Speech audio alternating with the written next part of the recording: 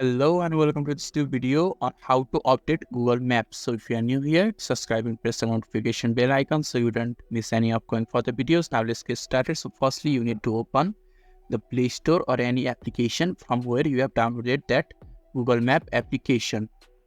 And when you are inside the Play Store homepage or the Play Store interface, you will be able to see a search bar on the top of the screen. So you just have to click on that search bar and you need to type Google Map and click on that search button. Just click on it and Google Maps will appear right in front of the screen. Now you just have to click on that Google Map text and next interface will be appeared right in front of your screen, and there will be two different options. They are uninstall and open.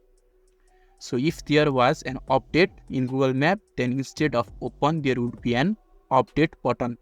So currently there isn't any update, so it says open button.